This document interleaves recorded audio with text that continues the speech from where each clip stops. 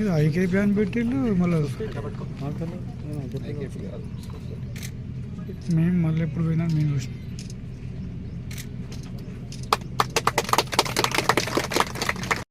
పంపించాలి, వేసి కాటా వేసి పంపించేస్తాం.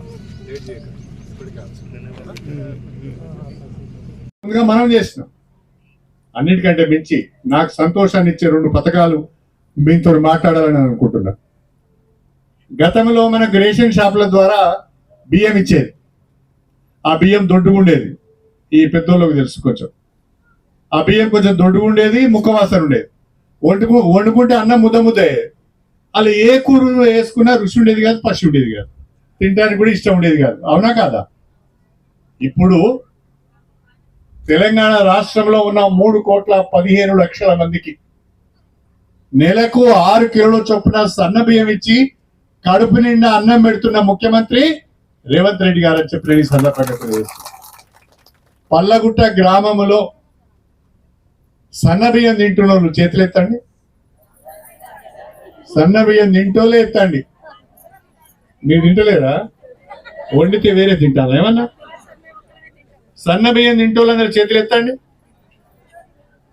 పల్లగుట్ట గ్రామంలో దాదాపుగా అందరూ సన్న బియ్యం తీసుకుంటాను, అమ్ముకుంటలేరు, ఇంటికి తీసుకుపోతాను, వండుకుంటాను, తింటాను. గతంలో వైఎస్ రాజశేఖర రెడ్డి గారు ముఖ్యమంత్రిగా ఉన్నప్పుడు వ్యవసాయానికి ఉచిత కరెంట్ ఇచ్చిండు ఆ మహానుభావుడు. రైతులు బిల్లు కట్టలేకపోతున్నారు, అప్పుల పాలవుతున్నారు, ఆత్మహత్యలు చేసుకుంటున్నారని ఆలోచించి ఆనాడు ఆయన ఉచిత కరెంట్ ఇచ్చాడు. కానీ రేవంత్ రెడ్డి గారు ముఖ్యమంత్రి అయిన తర్వాత ఒక గొప్ప ఆలోచన చేసి వ్యవసాయానికి అయితే ఉచిత కరెంట్ ఇచ్చినాం, కానీ పేదవాళ్ళు ఇంటికి వాడుకునే కరెంట్ కూడా ఉచితంగా ఇవ్వాలని ఆలోచించి నెలకు 200 యూనిట్ల లోపు ఇంటికి కరెంట్ వాడుకుంటున్న వాళ్ళందరికీ ఉచితంగా కరెంట్ వస్తున్నదా లేదా? మీకు చెప్తా, మీకు 0 బిల్స్ వస్తున్నాయా లేవా? పల్లగుట్ట గ్రామంలో 0 బిల్స్ ఎంతమందికి వస్తాయో చేతులు ఎత్తండి. అందరికి వస్తాయి. సన్న బియ్యం అందరికి వచ్చే, ఉచిత కరెంట్ అందరికి వచ్చే, సాగునీరు పల్లగుట్ట చెరువులలో నిండుగా ఉండే, తాగునీరు ఉండే, ఇందిరమ్మ ఇండ్లు ఉండే, అన్ని కార్యక్రమాలు సజావుగా సాగుతూనే ఉండే. ఇప్పుడు మొన్న జరిగిన శాసనసభ సమావేశాలలో 2 ముఖ్యమైన విషయాలు ముఖ్యమంత్రి గారు ప్రకటించారు. ఒకటి, రాష్ట్రంలో దాదాపు 5-6 సంవత్సరాల క్రితమే భర్తలను కోల్పోయి వితంతువులుగా ఉన్న వాళ్లకు ఈ రోజు వరకు కూడా పెన్షన్లు రావడం లేదు. గత ప్రభుత్వం పెన్షన్లు ఇవ్వకుండా పోయింది, ఈ ప్రభుత్వం కూడా ఇప్పటివరకు పెన్షన్లు ఇవ్వలేదు. మన ముఖ్యమంత్రి గారు చెప్పారు, రాష్ట్రంలో ఎవరైతే వితంతువులు ఉన్నారో వాళ్ళందరికీ కూడా జూన్ మాసం నుంచి నెలకు 2,000 రూపాయలు చొప్పున 2 లక్షల మందికి వితంతు పెన్షన్ ఇవ్వబోతున్నామని చెప్పి నేను ఈ సందర్భంగా తెలియజేసుకుంటున్నాను. చాలా మంది గ్రామాలకు పోతే మాకు పెన్షన్ రావడం లేదని అడుగుతున్నారు.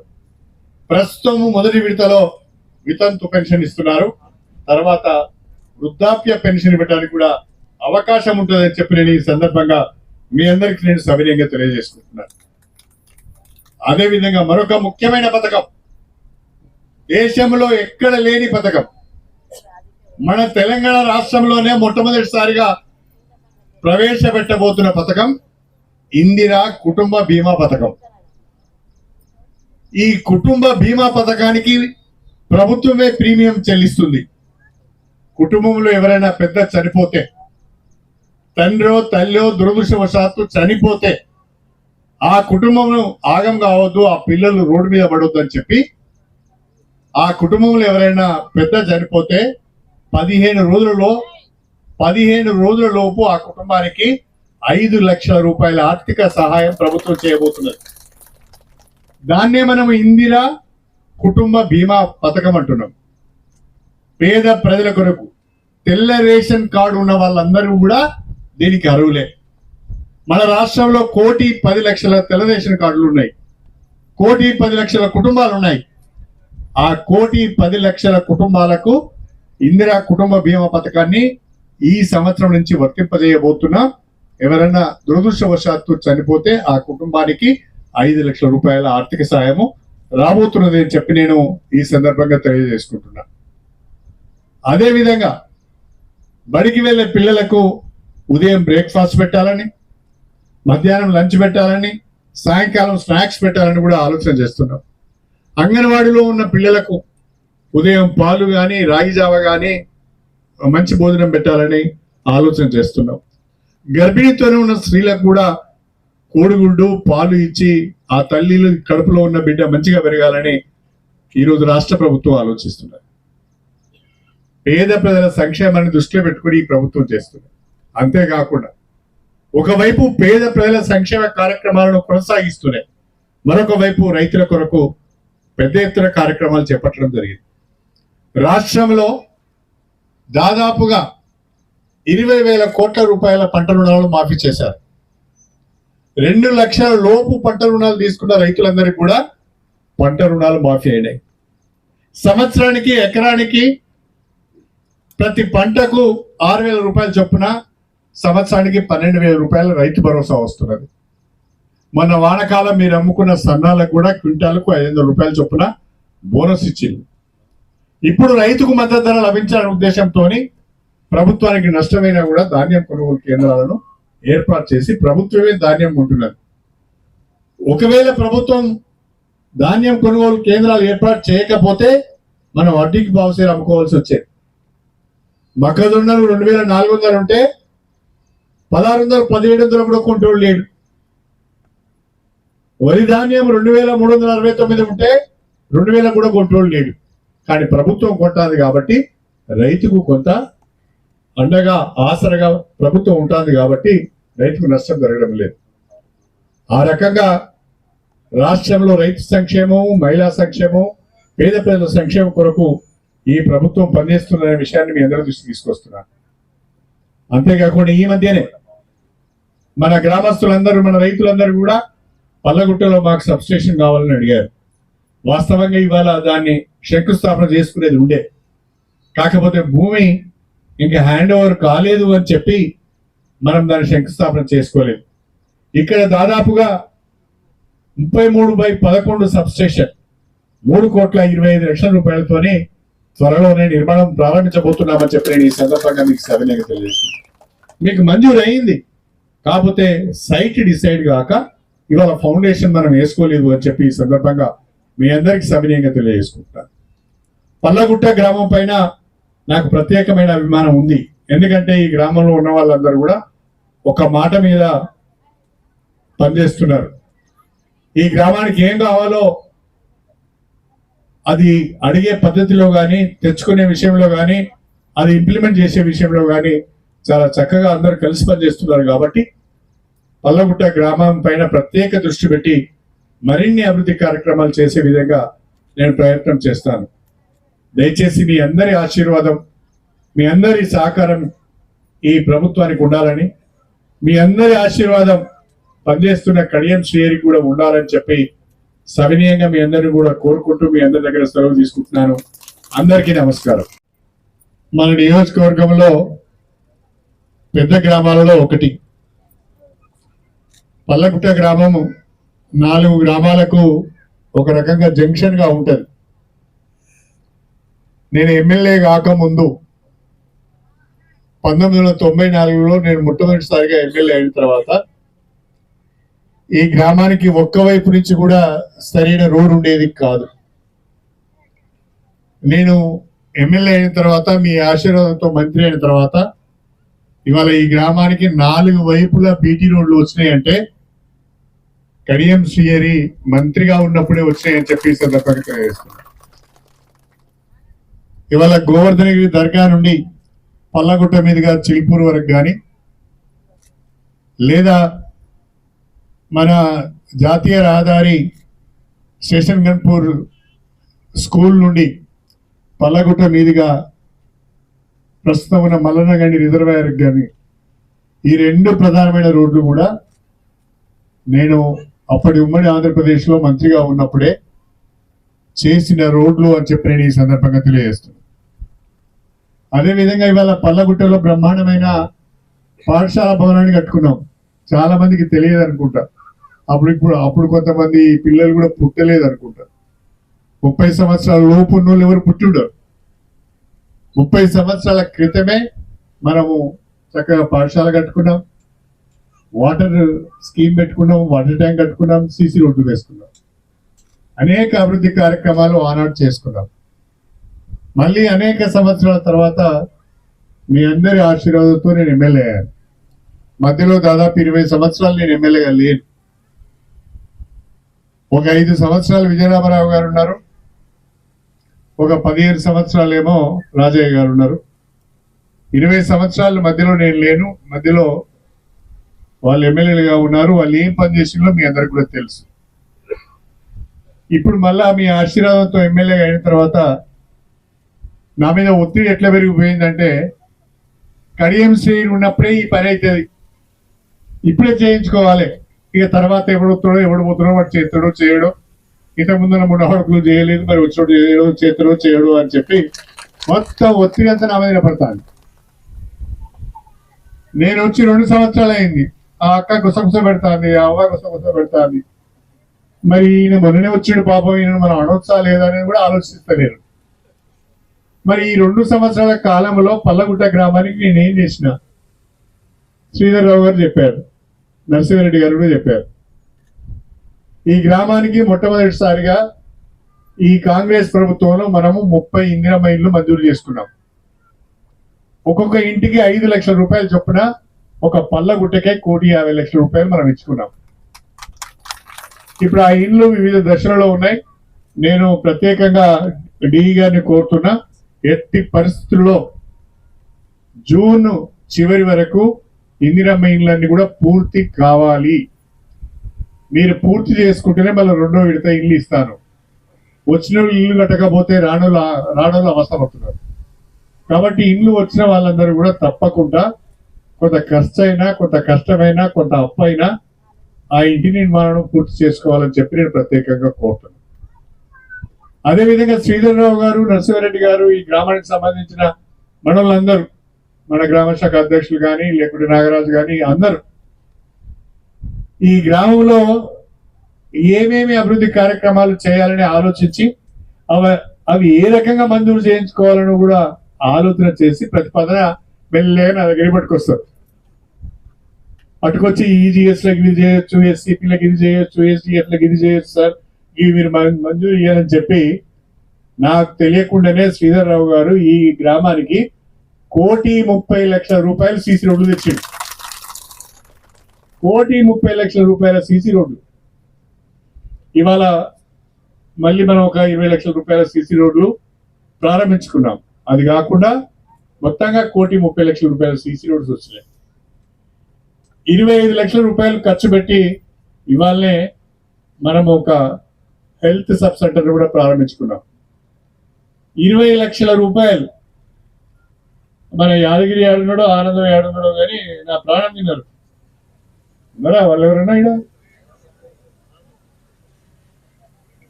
20 లక్షల రూపాయలు బ్రహ్మాండమైన ఎస్సీఐ కమిటీ హాల్ తెచ్చుకున్నారు. అది కూడా దాదాపుగా పూర్తి అయింది. ఇంతమంది సోదరి మనులు ఇక్కడ ఉన్నప్పుడు మరి మీరందరూ కూడా మాకు ఒక 10 లక్షల రూపాయలు కావాలి, మా కమిటీ హాల్ పూర్తి చేయాలంటే ఇవ్వకుంటే పోనిస్తారా? ఈయనే ఆపుతారు. కాబట్టి 15 రోజుల లోపల 10 లక్షల రూపాయలు మీ మహిళా కమిటీ హాల్కి మంజూరు ఇస్తామని చెప్పి నేను ఈ సందర్భంగా తెలియజేసుకుంటున్నాను. అంటే మనకి ఈ సంవత్సరానికి సంబంధించిన ఎస్డిఎఫ్ జీవో ఇంకా రాలేదు. రాగానే మొదటి ప్రాధాన్యతలో పల్లగుట్ట మహిళా కమిటీ హాల్కు 10 లక్షల రూపాయలు నేను మంజూరు ఇస్తానని చెప్పి నేను ఈ సందర్భంగా తెలియజేసుకుంటున్నాను. అదేవిధంగా వెటర్నరీ హాస్పిటల్కు ఒక 5 లక్షల రూపాయలు కావాలని అడిగారు. ఆ 5 లక్షల రూపాయలు కూడా నేను మంజూరు ఇస్తానని చెప్పి ఈ సందర్భంగా తెలియజేస్తున్నాను. అది కాకుండా ఇప్పుడు మళ్ళీ మనకు రెండో విడత ఇందిరా మైన్లు వస్తున్నాయి. పల్లగుట్ట పెద్ద గ్రామం కాబట్టి పోయినసారి 30 ఇల్లు ఇచ్చినాం. మళ్ళీ ఈ సంవత్సరం కూడా 30 ఇందిరా మైన్లు ఇస్తానని చెప్పి ఈ సందర్భంగా తెలియజేస్తుంది. పేదవాళ్ళు ఎవరైతే ఉన్నారో అయ్యి ఆగు, నువ్వు అన్ని అడుగుతావు. నువ్వు ఈ గ్రామానికి శ్రీమంతునివే కదా, ఎందుకంటే అన్ని గ్రామాలకు సదరాలి నేను. ఒకే గ్రామానికి ఇచ్చుకుంటూ పోతే పక్కన ఉన్న కృష్ణాజీ కూడా నన్ను రానియాడు. నేనేమంటానంటే సరే కొన్ని ఎక్కువనే ఇస్తా కానీ ప్రస్తుతానికైతే 30 అనేది చెప్పినా ఇంకో 5-10 ఎక్కువనే ఇస్తా కానీ నన్ను ఒత్తిడి తీసుకురావద్దని చెప్పి ఈ సందర్భంగా తెలియజేస్తుంది. ఇవన్నీ కూడా ఈ 2 సంవత్సరాల కాలంలో ఈ ఒక్క పల్లగుట్ట గ్రామంలోనే దాదాపుగా 3 కోట్ల రూపాయల పనులు చేసినాం. 3 కోట్లు. 1,50,00,000 ఇళ్ళకే అయినాయా, 1,30,00,000 రూపాయలు సీసీ రోడ్లకి అయినాయా, 25 లక్షల రూపాయలు హెల్త్ సబ్ సెంటర్కి అయిందా, 20 లక్షల రూపాయలు ఎస్సీ కమ్యూనిటీ హాల్కి అయిందా, ఇంకా వాటర్ సప్లై కానీ ఇతర చిన్న చిన్న పనులు కానీ చాలా చేసినాం. అంటే దాదాపుగా 2 సంవత్సరాల కాలంలో ఈ పల్లగుట్ట గ్రామంలో 3 కోట్ల రూపాయల పనులు చేసినాం. గతంలో ఉన్న వాళ్ళు ఎవరైనా చేసిందా? ఉన్నది ఉన్నట్టు మాట్లాడాలి. గతంలో ఉన్నోడు ఏమైనా చేసిండా? గతంలో ఉన్న ఆయన వచ్చి చేసిండా ఏమన్నా? పోనీ 15-20 సంవత్సరాలు ఇక్కడ ఏమైనా జరిగిందా? దయచేసి పని చేసేటోళ్ళు ఎవరు, పని చేయని వాళ్ళు ఎవరు కూడా మీకు తెలియాలి. అందరినీ ఒకే కాట కట్టొద్దు. గాడిది గుర్రాన్ని బండి కడితే నడుస్తుందా బండి? గాడిది గాడిదే, గుర్రం గుర్రమే. అర్థమైందా? కాబట్టి పనిచేసే వాళ్ళని మనం తప్పకుండా గుర్తుపెట్టుకోవాలని చెప్పి పల్లగుట్ట గ్రామ ప్రజలకు ప్రత్యేకంగా నేను విజ్ఞప్తి చేస్తున్నాను. ఇవాళ రాష్ట్రంలో కాంగ్రెస్ ప్రభుత్వం వచ్చి దాదాపు 2 సంవత్సరాల 4 మాసాలు అవుతారు. ఈ 2 సంవత్సరాల 4 మాసాలలో గతంలో ఉన్న బీఆర్ఎస్ ప్రభుత్వం కేసీఆర్ గారు దాదాపుగా 8 లక్షల కోట్ల రూపాయలు అప్పు చేసి తెలంగాణ ప్రజలపైన మోయలేని భారం పెట్టి వెళ్ళిపోయింది. నెలకు ఈ 8 లక్షల కోట్ల రూపాయల అప్పుకు వాయిదాలు మిత్తిల పేరు మీద 7,000 కోట్ల రూపాయలు చెల్లిస్తున్నాం. 7,000 కోట్లు మిత్తి వాయిదాలకే పోతున్నాయి. అంత పెద్ద ఎత్తున అప్పు చేసాడు. ఇప్పుడు అప్పు కూడా పుడతలేదు. ఎందుకంటే తలకు మించిన అప్పు చేసినాం. ఇక అప్పు ఇచ్చినోడు కూడా లేడు, అప్పు కూడా పుడతలేదు. అయినా సంక్షేమ పథకాలు ఎక్కడ ఆగకూడదనే ఉద్దేశంతో 6 గ్యారెంటీల పేరిట బ్రహ్మాండంగా సంక్షేమ పథకాలను ఈ ప్రభుత్వం అమలు చేస్తున్నది. చాలా మంది అంటారు అప్పుడప్పుడు నాతోని, ఎందుకయ్యా ఆర్టీసీ బస్సులలో ఆడవాళ్లకు ఉచితంగా ప్రయాణం చేసే అవకాశం ఇచ్చిళ్ళు, వాళ్ళు కొట్టుకుంటాను కాదు, శిఖలు పట్టుకుంటాను సీట్లు ఇవ్వని లేనిపోయిన పంచాయతీ పెట్టిన అంటారు. తీసేయమంటారు దాన్ని? మరి చెప్పరు మహిళలు, వీళ్ళు ఎట్లా తీసేయమంటారు, మీరు ఉంచాలి కదా. ఇప్పుడు మరి ఆర్టీసీ బస్సులలో ఉచిత బస్సు ప్రయాణం ఎట్లా ఉపయోగపడుతుంది అంటే తల్లిగారింటి పోయడానికి ఉపయోగపడతారు, బిడ్డల ఇళ్లలో పోయడానికి ఉపయోగపడతారు. ఏదన్నా కొనుక్కోవాలంటే ఇక్కడ బస్సు ఎక్కి హనుమకొండలో దిగడానికి ఉపయోగపడతారు. బట్టలు కొనుక్కోవడానికి కానీ, మార్కెట్ పోవడానికి కానీ, చుట్టాలింటికి పోయడానికి. అంతకు మించి ఎక్కువ కోపం వచ్చింది అనుకో, నీ సంగతి ఏందని ఇంట్లో బెదిరించి బస్ ఎక్కి ఆదిగుంట దగ్గర పోతారు, దేవుని దర్శనం మొక్కుంటారు, వస్తారు. అవునా కదా? మరి ఇంత మంచి పథకాన్ని తీసేయడం బాగుంటుందా? ఆర్టీసీ బస్సులలో ఆడపిల్లలు స్వేచ్ఛగా ప్రయాణం చేయాలి. వాళ్ళ చిన్న పనులు ఏమైనా ఉంటే వాళ్ళు సొంతంగా చేసుకోవాలి. ప్రతి దానికి భర్తకు చేయి జాపొద్దు అనే ఉద్దేశంతో ఒక మంచి పథకాన్ని ఇవాళ మనం పెట్టాం. మనల్ని చూసి ఆంధ్రాలో కూడా ఆర్టీసీ బస్సులలో మహిళలకు ఉచిత బస్సు ప్రయాణం చేస్తున్నారు. తమిళనాడు గవర్నమెంట్ అంటే ఎన్నికల మేనిఫెస్టోలో కూడా పెట్టి మేము కూడా ఉచితంగా మహిళలకు బస్సులో ప్రయాణం చేసే అవకాశం ఇస్తాం. అంటే పల్లగుట్ట గ్రామ కుటుంబ సభ్యులందరికీ పేరు పేరున ఉదయపూర్వ నమస్కారాలు తెలియజేసుకుంటూ ఈరోజు పలు అభివృద్ధి కార్యక్రమాలకు మనం అన్ని ప్రారంభోత్సవం గౌరవ పూజనీయులు పెద్దలు గౌరవనీయులు గౌరవనీయులు గారి చేతుల మీదుగా మనం చేసుకోవడం జరిగింది. వారి ప్రత్యేక ధన్యవాదాలు తెలుపుతూ అదేవిధంగా మార్కెట్ కమిటీ చైర్మన్ సర్పంచ్ గారికి నర్సనకు, అదేవిధంగా ఉప సర్పంచ్, వార్డు మెంబర్స్, ప్రభుత్వ అధికారులకు, గ్రామ పెద్దలకు, మండలం నుంచి వచ్చిన ప్రతి గ్రామాల నుంచి వచ్చిన సర్పంచ్ సోదరులకు, సోదరిమణులందరికీ, గ్రామ ముఖ్య నాయకులందరికీ, దేవస్థాన డైరెక్టర్, మార్కెట్ డైరెక్టర్స్ అందరికీ పేరు నమస్కారాలు తెలియజేసుకుంటూ మీడియా మిత్రులకు ధన్యవాదాలు తెలుపుతూ, ఈరోజు పలగుట్టలో అంటే 15 రోజులు 20 రోజుల కింద అనుకున్నాం ఈ ప్రోగ్రామ్ చేయాలని. వాళ్ళు అసెంబ్లీ ప్రోగ్రామ్స్ ఉండడం ద్వారా కొద్దిగా లేట్ అయింది. దానికి అధికారులు అందరూ పనిచే దానికి ప్రిపరేషన్లో ఉన్నారు కాబట్టి ఇవాళ అవకాశం ఇవాళ రావడం జరిగింది, చేసుకోవడం జరిగింది. చాలా కార్యక్రమాలు అంటే 2 సంవత్సరాలు డిసెంబర్ 23 ఎలక్షన్ల కంటే ముందు సార్ ద్వారా పలవుట గ్రామంలో చెప్పిన ప్రతి పనులు దాదాపుగా అన్నీ మనం చేయించుకున్నామని నేను అనుకుంటున్నాను. మరి దాంట్లో సీసీ రోడ్లు కావచ్చు, 1,30,00,000 రూపాయలతో సీసీ రోడ్లు కావచ్చు, హెల్త్ సబ్ సెంటర్ కావచ్చు, 25 లక్షల రూపాయలు, 20 లక్షల రూపాయలు శాంక్షన్ అమౌంట్ సార్. 5 lakhs మీరు కాంపౌండ్ వాళ్ళు తక్కువ పడితే అంటే అడిషనల్ కంపెనీ ఇవ్వడం జరిగింది సార్. అదే కూడా ప్రారంభించుకోవడం జరిగింది సార్. వాటర్ సప్లై గురించి ఇబ్బంది ఉన్నట్టు ఒక 5 lakhs ఇవ్వడం జరిగింది సార్. ఫ్లడ్స్ వర్షాలు జూలైలో ఎక్కువ ఉన్నప్పుడు దానికి రోడ్స్కు సైడ్ బర్నింగ్ చేయాలంటే దానికి ఒక 5 lakhs, 3.4 lakhs ఇవ్వడం జరిగింది సార్. ఈ మధ్యలోనే మారపల్లిగూడెం స్కూల్కు 6 లక్షలు శాంక్షన్ అయింది సార్. ఇంకా వర్క్ స్టార్ట్ కాలేదు సార్. ఇలా అంటే వాళ్ళు ఈ 2 yearsలో సార్ ద్వారా మనం చాలా పనులు చేయించుకున్నాం. మీ అందరికీ అంటే తెలియదు ఎట్లా ఇవన్నీ ఎక్కడ చూస్తున్నాయని కూడా ఇంతమంది తెలుసున్నా తెలియదు. చాలా ఏది అడిగినా కానీ సార్ పెద్ద మనసు చేసుకుని ఏ కార్యక్రమం అడిగినా ఏ పని అడిగినా మన పల్లవుటతో పెద్ద మనసు చేసుకుని, ఎందుకంటే సారుకు పల్లవుటతో ఇవాళ కాదు, గత 30 ఏళ్ళ నుంచి పల్లవుటతోటి సంబంధాలు ఉన్నాయి. 100 మందిని ఇక్కడ ఇట్లా చూసి చెప్పగలుగుతారు పేర్లతో సార్. నేను కూడా చెప్తానో చెప్పలేను కానీ సార్ అంటే అంత అనుబంధం, అంత దగ్గర సంబంధాలు ఉంటాయి సార్కు. అట్లా అది గొప్ప విషయం. అది 97లో మనం చాలాసార్లు అనుకున్నాం. 97 కంటే ముందు సార్ మంత్రిగా ఉన్నప్పుడు మన ఊర్లో అక్కడ ట్యాంక్ కావచ్చు, స్కూల్స్ కావచ్చు ఇలా కట్టింది అని చెప్పుకుంటున్నాను. మళ్ళీ అదే ఇప్పుడు ఈ టైంలో మళ్ళీ జరుగుతున్నాయి సార్ అభివృద్ధి. మధ్యలో మరి ఎట్లా ఉన్నా కానీ మాకు ఎక్కడ పలవుటకి ఎక్కడ ఫండ్స్ రాలేదు సార్, చేసుకోలేకపోయినాం సార్. ఇలా అంటే ఎక్కడ మనం ఏ అవసరం ఉన్నా కానీ చెరువులు నింపుకునే కార్యక్రమం మీకు తెలియదు చాలా మందికి. 1 month నుంచి ఇవాళ కృష్ణాగూడెం చెరువు కావచ్చు, మన వెంకటాద్రి చెరువు కావచ్చు, చింతల చెరువు కావచ్చు, పల్లగుట్ట చెరువు కావచ్చు, ఇవన్నీ ఒట్టిగా నిండట్లేదు. రాత్రి పగలు పొద్దున 7:30 నుంచి మొదలు పెడితే సార్ చీఫ్ ఇంజనీర్ గారు కావచ్చు, ఎస్సీ గారు కావచ్చు, ఈ గారు కావచ్చు, డిఈ కావచ్చు, ఆపరేటర్తో సహా సార్ పొలాల్లో మాట్లాడి నీళ్ళు ఇప్పించే కార్యక్రమం. ఇవాళ ఏప్రిల్ మాసంలో మన చెరువులు మత్తడి పోస్తున్నాయంటే ఇది చిన్న విషయం కాదంటే ఒకేనే రావట్లేదు నీళ్ళు. దానికి ఒక ప్రణాళిక మాట్లాడడం, ప్రతి అధికారితో మాట్లాడడం. మన ఒక్క ఊరు కాదు, శేషన్ గన్పూర్ నియోజకవర్గంలో ప్రతి గ్రామంలో ఇదే విధంగా ఎక్కడ అవకాశం ఉంటే అక్కడ తప్పకుండా కాలువల ద్వారా నింపించుకోవడం జరుగుతూ ఉంది. ఇది చాలా గొప్ప విషయం. ఒకసారి సార్ అందరితో చప్పట్లతో పెద్ద ఎత్తున సార్ ధన్యవాదాలు తెలిపాలి. ఎందుకంటే మీకు మకర పొనకేంద్రం కొందరు ఇబ్బంది ఉంది, మనకు బాగా ఇబ్బంది అవుతుంది. ఎట్లా అంటే పలవుట రైతులు, మిగతా కృష్ణాగూడెం రైతులు అందరూ, ఇంకా చెమరగడ కావచ్చు, రఘునాథపల్లి కావచ్చు, రైతులందరూ సార్ దగ్గర పోయి కలిస్తే దాన్ని వారం రోజుల లోపలనే ముఖ్యమంత్రి గారి దృష్టి తీసుకెళ్లి అసెంబ్లీలో పాయింట్ రైజ్ చేసి దాని శాంక్షన్ మన ఫస్ట్ గన్పూర్ పాయింటే మనకు ఓపెన్ అయింది.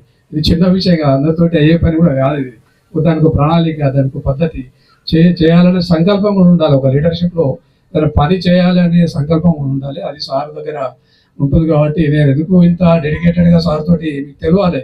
ఎందుకు మరి బాబు ఇంత డెడికేటెడ్గా రోజు ఇట్లా తిరుగుతున్నాను. ఒక నాయకుడు ఇంత డెడికేటెడ్గా పనిచేసినప్పుడు మనం కూడా సార్ తోటి సపోర్ట్ చేసుకుంటూ చేతనే వాళ్ళకి చేయాలనిపిస్తుంది. అందుకే నేను ప్రత్యేకంగా నా టైం ఎంత వేస్ట్ అయినా ఇవాళ కొంతమంది మాట్లాడుతున్నట కూడా పెద్ద పెద్ద మాటలు, గుడ్రాయి దాటల్లో చాలా మాట్లాడుతున్నట. ఇంత టైం సార్కి ఎందుకు మేము ఇస్తున్నాం అంటే ఇవన్నీ కార్యక్రమాలు కావాలంటే లీడర్షిప్ అవసరం, చిన్న విషయం కాదు. ఇది ఒక 34-35 ఏళ్ళ నుంచి వారికి అనుభవం ఉంది. మళ్ళీ అన్నిటికంటే గొప్ప విషయం భగవంతుడు శేషన్ గన్పూర్కి ఇచ్చిన అదృష్టం ఏంటంటే మన సారు కుటుంబంలో ఎంపీ గారు ఉన్నారు. చాలా గొప్ప విషయం ఇది. భగవంతుడిగా మళ్ళీ మనకి ఇవ్వడు. ఎందుకంటే నేనైతే అదే అనుకుంటున్నాను, ఈ అవకాశం మనకు రాదు. అన్ని విధాల ఎంపీ గారు ఫండ్స్ కావచ్చు, ఎమ్మెల్యే గారి ఫండ్స్ కావచ్చు, ప్రతిదీ ఏది అడిగినా మనకు లేకుండా లేదనుకుంటా ఇస్తున్నారు. ఎంపీ గారి ఫండ్స్ కూడా మనకి గ్రామానికి ఇవ్వడం జరుగుతూ ఉంది. ఎన్నో కార్యక్రమాలు ఎంపీ గారు కూడా చిన్న వయసులో మొదటిసారి ఎంపీ అయినా కానీ వారు ఎన్నో విషయాలు, చాలా గొప్ప విషయాలు ఉన్నాయి. ఆ ఎయిర్పోర్టు ఇప్పుడు 2 నెలల ఎయిర్పోర్టు ఇట్లా మన ఎక్కడ చూసినా అసెంబ్లీ పార్లమెంట్లో వారి గెలం వినపడతా ఉంది. మనకు 10 ఏళ్ళ నుంచి అయితే ఎన్నడూ చూడలేదు, అంతకుముందు కూడా ఎన్నడూ చూడలేదు. మన ఎంపీ గారు అంత గొప్పగా అట్లా వారి రిప్రజెంటేషన్ ఇవ్వడం జరుగుతూ ఉంది. వారికి కూడా ధన్యవాదాలు తెలుపుతూ రాబోయే రోజుల్లో సార్ కొద్దిగా మహిళలు ఇప్పుడు మా సుకన్య చెప్పినట్టు, అబ్బాయి చెప్పినట్టు మన కమ్యూనిటీ హాల్కి ఒక 10 lakhs అది ఉంది సార్. ఎందుకంటే అది మధ్యలో ఆ బిల్డింగ్ అయిపోయింది సార్. అది మేరకు వాళ్ళు పర్సనల్గా వచ్చి ఆఫీస్కి వచ్చి కూడా రిక్వెస్ట్ లెటర్ ఇవ్వాలని అడిగింది సార్. ఒక మీరు పెద్ద మంది చేసుకొని దానికి 10 లక్షలు ఇస్తే ఆ బిల్డింగ్ వారికి కట్టుకొని కంప్లీట్ చేస్తే వాళ్ళ 913 మంది అనుకుంటా సార్. నాకు 913 మంది మహిళా గ్రూప్స్ మహిళలు ఉన్నారు సార్. వాళ్ళు కమ్యూనిటీ హాల్ మంచిగా ఉపయోగపడుతారు. పెద్ద మంది చేసుకొని మీరు ఒక 10 lakhs వాళ్ళకి ఇవ్వాలని మనస్ఫూర్తిగా కోరుకుంటూ, వెటర్నరీ హాస్పిటల్ కూడా కొద్దిగా పెండింగ్ ఉంది సార్. దానికి ఒక 5 lakhs అవసరం ఉంటుంది సార్. అది దాన్ని కూడా మీరు చేయాలి సార్. అంటే మీకు ఇప్పుడు అక్కడ ఇక్కడ మన ఎస్ఐ కమ్యూనిటీ హాల్ కూడా 20 lakhs ఇచ్చారు సార్. ఇక్కడే ఉంది సార్, ముందే ఉంది సార్. మా Raj Kumar ward member complete చేసిండు సార్. దాన్ని కూడా ప్రాపర్గా దాన్ని పెట్టుకొని దాన్ని కూడా ఇమీడియట్గా మనం కొద్దిగా చిన్న టెండర్ ప్రాసెస్ ఉన్నట్టున్నాయి, దాన్ని చేస్తే దాన్ని చేసిండు సార్. ఎందుకంటే అబ్బాయి కంప్లీట్ చేసిండు సార్. ఆయన డబ్బులు లేకుండా పాపం కష్టపడి రూపాయి పోగేసి కట్టిండు సార్. మంచిగా కట్టిండని అక్కడ మా ఎస్సీ కుల పెద్దలు అందరు కమ్యూనిటీ వాళ్ళు అంటారు సార్. 20 lakhs మీ ద్వారానే ఇచ్చాం సార్. అది మీరే ఇచ్చాం సార్. అది మన 10 lakhs ఇస్తే కంప్లీట్ కూడా అయిపోయింది సార్. ఇలా అంటే ఎక్కడ అవసరం ఉన్నా కానీ సార్ మనకు కాదనకుండా ఇవ్వడం జరుగుతూ ఉంది. సార్కు మరొకసారి ధన్యవాదాలు తెలుపుతూ, ఇక చాలా ఉన్నాయి చెప్పుకోవాలంటే చిన్న చాలా ఉన్నాయి. ఇక సార్ టైం మనకు తీసుకోకుండా ఐకేపీ సెంటర్ కావచ్చు, ఇలా మొక్కల కొనుగోలు కేంద్రం కావచ్చు, చెరువుల నీళ్ళు నింపుకోవడం కావచ్చు, మీకు మహిళా కమ్యూనిటీ హాల్ కావచ్చు, ఎస్సీ కమ్యూనిటీ హాల్ కావచ్చు, సీసీ రోడ్లు కావచ్చు, ఇలా ఏది అడిగినా వారి ఎలక్షన్ల ముందు, మనకు డిసెంబర్ ఎలక్షన్లకు ముందు ఏదైతే సార్ చెప్పారో ప్రతి ప్రోగ్రామ్ ప్రతి కార్యక్రమం దాదాపుగా మనకు ఇవ్వడం జరిగింది. అన్నిటికంటే ముఖ్యంగా 2 రోడ్లు మీరు అందరూ నాకు తెలుసు మీ మనసులో ఏముందో అసలు సంగతి చెప్తారు బాబు అంటారు కావచ్చు. 2 రోడ్లు కంపల్సరీ మన ఎన్హెచ్ క్రాస్ నుంచి గార్లగడ్డ వరకు, మన అక్కడ గోవర్ధనగిరి నుంచి చిలుపూరు వరకు ఈ 2 రోడ్స్ డబుల్ రోడ్స్ టెండర్లో ఉన్నాయి, టెండర్ స్టేజ్లో ఉన్నాయి. యామ్ రోడ్స్ అనే స్కీమ్ ఉంది, గవర్నమెంట్ పెట్టింది, ఆ రోడ్స్లలో ఉన్నాయి. తప్పకుండా ఆ రోడ్డు రాబోయే రోజుల్లో మనం చేయించుకుందాం. అయితే 100% సార్ చేతుల మీదనే మనం అది చేయించుకుందాం. తప్పకుండా రాబోయే రోజులు అవుతుందని తెలియజేస్తూ thank you so much sir. ఇప్పుడు గౌరవ పెద్దలు పూజనీయులు గౌరవ ఎమ్మెల్యే గారిని